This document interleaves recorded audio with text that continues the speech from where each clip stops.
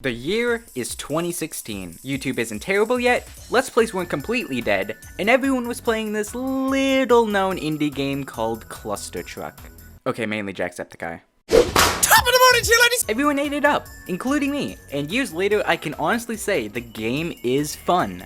But it's not perfect and has a lot of flaws. From bad design to inconsistent rules, let me tell you how Cluster Truck doesn't make any sense. The gameplay of Cluster Truck is pretty simple. You have to jump across moving trucks to get to the goal, while dodging obstacles along the way. That's really it! And with a gameplay loop that simple, you would hope that it would be perfected with minimum flaws. That just isn't the case. Now, before I get ahead of myself, I'm going to make something clear. I am not gonna criticize this game because of its lack of graphical fidelity. This game is not meant to be a visual masterpiece, and I think the simplistic style actually works in its favor. I will also not be criticizing it based on its story.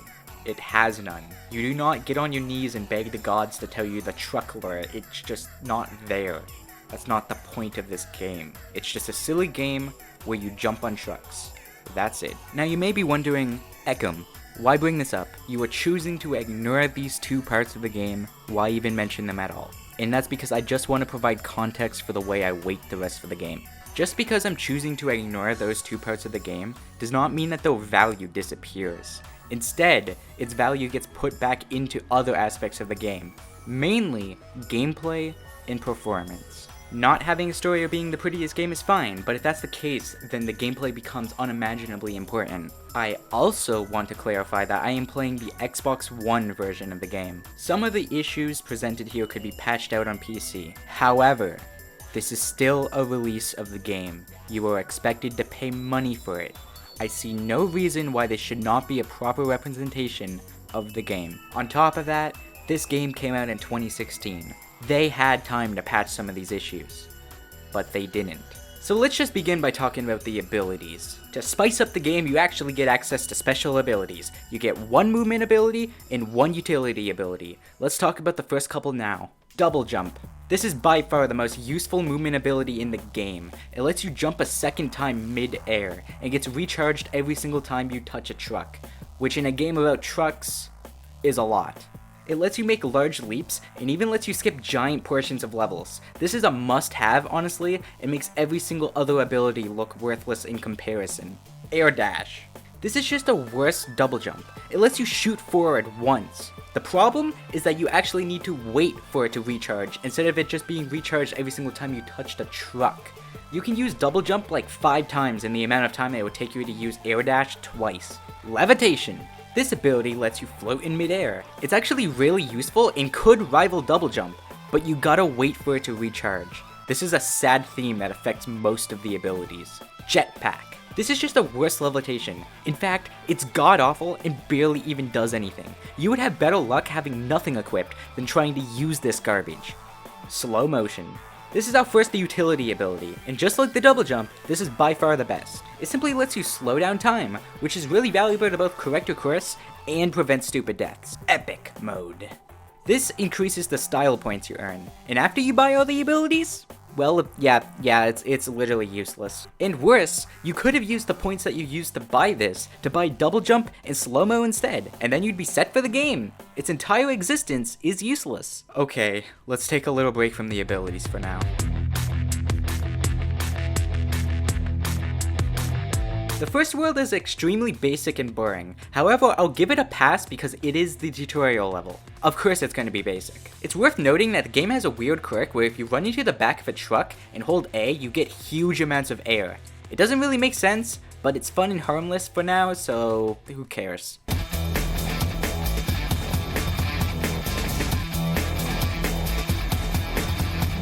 This is a huge step up. World 2 has a lot of fun gimmicks and things to dodge. While not mind-blowing or anything, it's just a really solid world.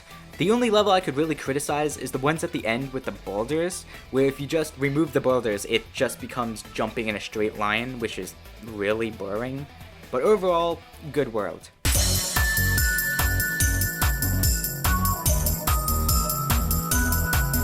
I don't like this world, but I think it's mainly subjective. I think it's just a me thing, so don't take anything in this section too seriously. I just find some of the gimmicks boring and frustrating, like this level where you have to jump across different sets of trucks for 15 hours, unless you have the best ability in the game, and then you can just do this.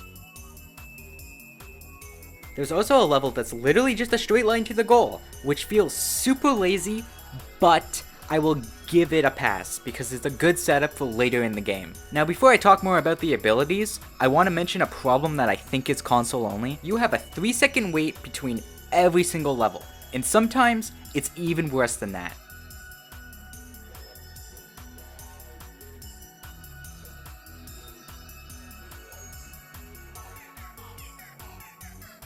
I'm usually accepting of long load times, but the game was released in 2016 and looks like this. I see no reason that they can't get rectangles to load seamlessly. Okay, back to abilities. Grappling hook. It's a grappling hook. Do I need to say it's good? It suffers from the recharge problem, yes, but it's a grappling hook. Truck boost. Lets you get a speed boost. It can be useful, but most of the time it's just gonna kill you. Truck salute 0. It freezes every truck. It can be useful for catching up to trucks ahead of you, but if you use it incorrectly, you're gonna throw yourself off. Use with caution.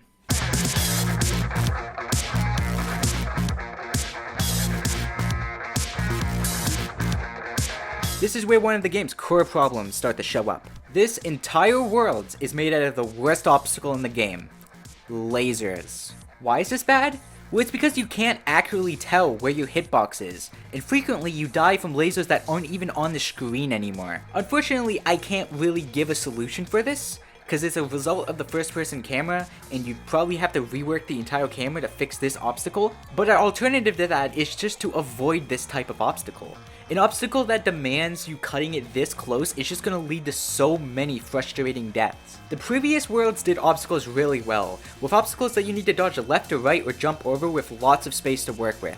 Even the later worlds do this well, but this world, specifically, is a nightmare. Half of the levels feel like you could do an autopilot, and the other half feel like complete luck.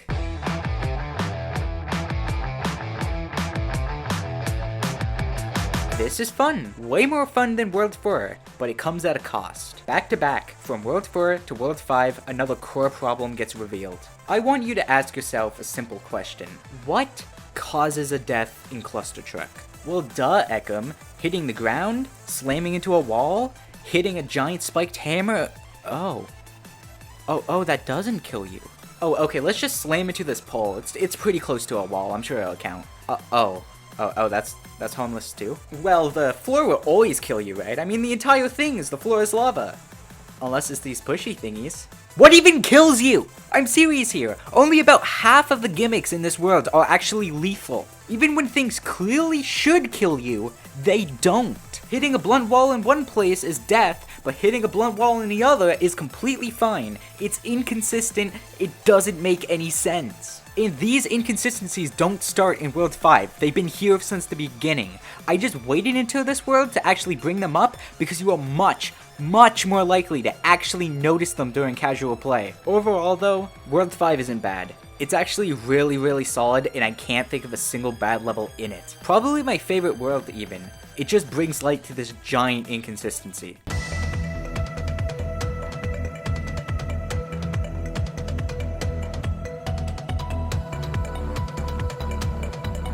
World 6 is just boring. I don't hate it, and I don't like it either. The theming's really bland, and I don't really think there are any mind-blowing levels in it either. Oh look, a tree.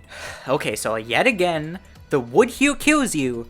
The wood in the last world was fine, unless it was on the floor. Huh? It just doesn't make any sense. Another thing I take issue with is the last level. You're going towards a boulder. When you get closer, you realize there's a hole in the boulder that you can actually jump through. So you do that. Now, there's a second boulder in front of you. You wait, but there's no hole and you die. In fact, you can't get past at all. You have to actually turn around. I hate this. The game teaches you a brand new gimmick and then immediately goes back on it with no reason for you to expect it to. This isn't even a challenge, it's just a cheap death. The first rock gave you 5 seconds to observe it. The second rock gives you 3, and by the time you realized it, it's probably already too late and you're probably dead. On top of that, once you know that it's behind you, there is zero challenge. You just turn around and you win the level. It's just trial and error without any skill. Oh, okay, let's just finish the abilities. Back truck. This lets you return to the last truck you touched. It isn't always useful and can even mess you up sometimes, but it's a pretty good undo button. Trucker flip. This is objectively useless and it can get you killed a lot of the time, but the sense of chaos it creates can actually be fun at times. So while it is useless, it's not boring at the very least. Portable truck. This honestly isn't bad. It lets you throw down a truck wherever you want. I still think slow-mo is the better choice, but this is a case where I can see somebody switching out slow-mo for this. Alright, that's the last of them. Now you may have picked up on a few patterns, but if you haven't, let me just spell them out for you. 1. Double jump is the best ability in the game, no questions asked, and it devalues all the other abilities.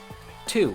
6 out of 12 of the abilities are useful and unique. That's only half. A third of the abilities accomplish the exact same thing with one clearly better than the others. And another third of the abilities are either worst versions of others, completely useless, or even a detriment. 3. Those few unique abilities just aren't unique enough to justify multiple playthroughs. The ability system could just be replaced by double jump and slow-mo from the start and nothing would change. You might be wondering why I'm saying double jump and slow-mo and not just no abilities, and that's simply because some of the levels feel like they are designed around double jump, as seen in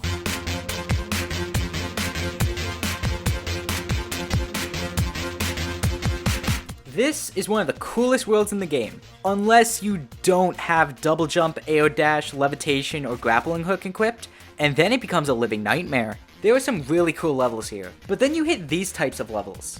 If you have something like double jump, they're actually fine and completely inoffensive, but if you don't, I wouldn't wish that on my worst enemy. It's not impossible. I have beaten this game without any abilities, but this world, I'm never doing it again. I would also like to bring up another quirk of this game. You do not need to be standing on something to jump. Your first jump actually works like your double jump, so you can walk off a truck and jump mid-air, but only for like the first 3 seconds, which just really confuses me.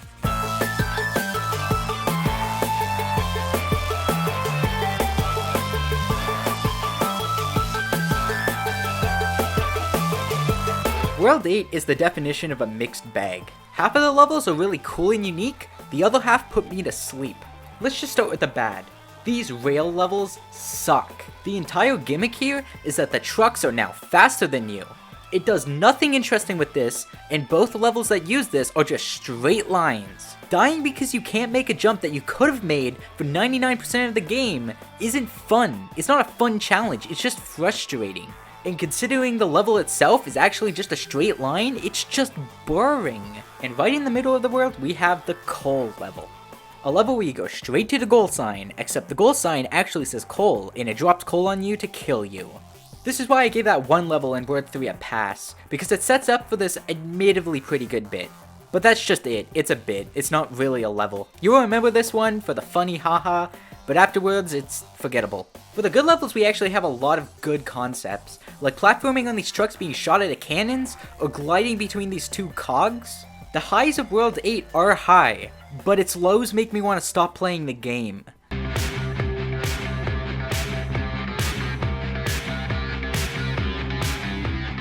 World 9 is honestly just a good final world. The lava theming is really nice and it has some fun levels. It's not perfect of course, like what's the point of having these obstacles if they don't even kill you?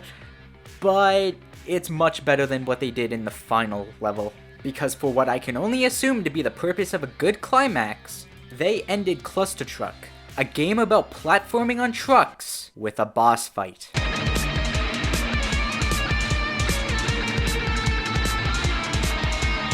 This should not be in the game, but it's here, so I'm going to rant about it. The first thing I should mention is that the boss is 3 cycles long, and let me tell you, for this game that is long, and if you die once you start the entire thing over. and every cycle takes absurdly long to complete. One of the more annoying problems is that it feels like you're fighting gravity 90% of the time. The trucks are driving in a circle instead of the usual straight line, making it feel like you're being pulled to the left during 90% of the jumps you're performing. Dying because it feels like the game dragged you off course is a terrible feeling, especially if you're on a little cycle. After a while, he'll slam his arm down for you to climb up him using the various trucks attached to his body. This isn't a bad gimmick. The first time. After hitting the green button on top, you get sent into the air to repeat the process again. Cycle 2 is more of the same, but Cycle 3, they bring out the worst possible thing they could. Lasers. They brought out the most janky obstacle on the last hit of a fight that takes you back to the beginning if you die. This is bullshit. It makes me not even want to do the fight. Luckily, you don't need to, as there is a giant cheese. If you manage to hit him once, when you're coming down from the green button, you can actually land back on his body and wait there until it's safe to continue. Repeat that 2 times and he's dead, without you ever needing to interact with the lasers or the entire middle of the fight. Thank God this is in the game, but it's pretty bad that I need to break it to just have fun. I cannot enjoy this fight while doing it the intended method. We're not even done yet though. There was one problem that is so ridiculous, I am convinced nobody playtested it. So there's an achievement for beating the entire game without using any abilities. This is pretty hard as it feels like they designed some of these levels around having abilities. But if you persist, make it to the very end, put up with this dumb boss, and hit that final green button, you are rewarded with a crash.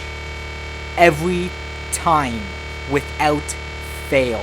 How did the developer not catch this? This is tied to a 200 gamerscore achievement, the most valuable one. Did not even think to just beat the game without any abilities? This game came out in 2016. They had 6 years to patch this, and they didn't. Admittedly, there is a fix. You need to beat the boss without using any abilities, while having an ability equipped. What?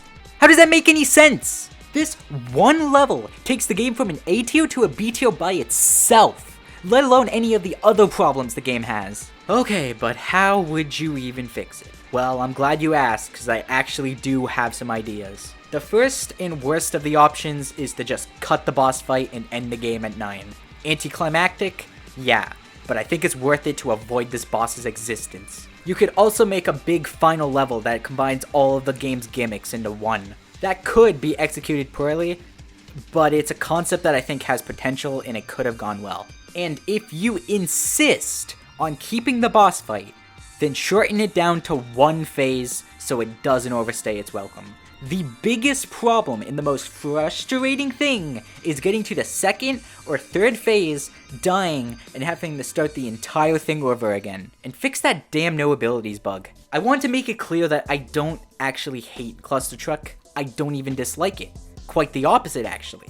I have 50 plus hours into a game that you can beat in 1. This is just the case of somebody playing a game over and over and over again and seeing the numerous cracks. The game overall is a B tier for me. It's fun, it really is, but it could have been great and is held back by its problems. I still say it's a good game, but much like the rules, its quality is inconsistent. Now, I'm gonna go eat some cardboard fries. I'll see you guys whenever.